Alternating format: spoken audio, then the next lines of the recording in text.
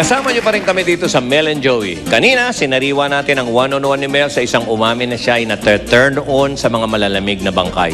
Ngayon naman, Pards, ipapakita natin kung yung kasama niyo, yung isang psychiatrist, syempre. kaugnay dito. Para mas malinawan tayo kung ano ba ang nasa utak, no? Nung necrophilia, kung bakit sila nagkakaganon. Ito mas importante, kung paano sila matutulungan. Narito po ang part 2. Magandang gabi po sa inyo, Doktora Kainghug. Yes. So, Doktora, ano ang pinagmumulan ng kondisyon na kung tawagin ay necrophilia? Mas at risk po usually sa mga tao na kung tawagin po natin ay mga loner, yung mga ayaw nila ng emotional relationships. Isa pa hong maaaring dahilan bakit nangyayari ito ay kung ang tao ay may sakit sa pag-iisip or ang sinasabi naming psychosis. Maaaring meron siyang mga bulong na nag-uutos sa kanya na gawin yon. So, hindi niya mapipigilan yung sarili niya at gagawin talaga yon. Dahil meron silang anxiety na ma-reject sila nung ibang tao. Ayaw mabasted. Ganon. Totoo ba yon? Ayaw mo mabasted? Opo, ma'am. Ayaw nga mabasted. Pero alam mo, Raul, para sa kapakanan ng ating mga televiewers, alam ko po kasi hindi nyo nakikita si Raul, no? Alam nyo, may itsura tong batang to. Pero, syempre, doon tayo sa serious side, no? Alam mo, Doktora, si Raul medyo napapag-isipan na niya, no?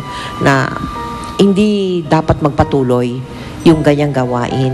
Anong maipapayo mo sa kanya, Doktora? Okay, sa kaso po ni Raul, nandyan na rin kasi yung may depression siya dahil a few months yata na umalis yung misis niya, pumasok siya sa ganitong trabaho, very vulnerable siya. Tapos yung mga anak nila, iniwan nila dun sa mga lolo't lola.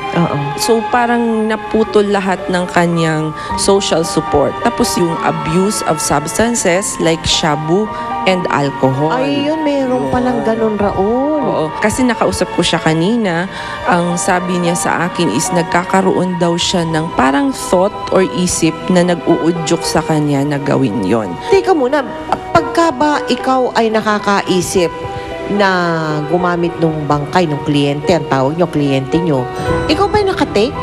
Hindi po. Hindi rin pala. Okay, may mga tao na kahit na 1 month ago yung huling gamit, may mga pagbabago na rin sa isip. I see. Doktora, is this a rare condition? It's more common than we think. Kaya lang, hindi sila nagsisik ng consult, karamihan, kaya hindi na-document. Doktora, sabi niya kanina, sigurado daw siya na hindi siya pwedeng magkasakit doon dahil tinitignan daw niya yung death certificate. Hindi po enough yun. Kasi ang nakalagay po sa death certificate, yung cause of death lang. Kunyari, binangungot. Pero hindi ho natin alam kung may syphilis o gonorrhea o HIV yung babae. Oo. Yun. Hindi na ho masusulat yun sa record. Oo. At hindi ba, Raul, pagkabangkay na, ang katawan niya matigas na, ganun? Kasi po, hindi pa naman po siya masyadong matigas pag hindi pa siya nilalagyan ng formalin. So, you do it bago lagyan ng formalin. Opo. Medyo mainit pa yung bangkay. Hindi po sa mainit, ma'am, kasi malamig talaga yung Malamig na talaga yung bangkay. So, Doktora, how do we help him?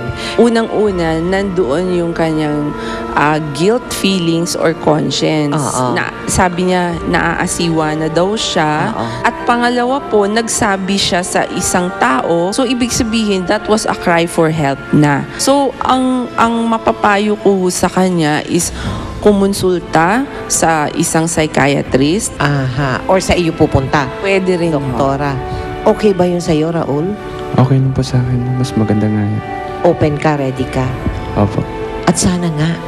Kasi alam mo, batang-bata ka pa. Napakalawak pa ng kinabukasan mo. Pero ngayon pa lang, nagpapasalamat na kami sa iyo, Raul. Maraming salamat. Isa kang matapang na tao para humarap sa amin dito. Salamat din po, ma'am. Para matapos na rin yung problema ko. Oo, sana nga makatulong kami sa inyo. And of course, Doktora Kainghug, thank you very, very much. Thank you rin po for inviting me.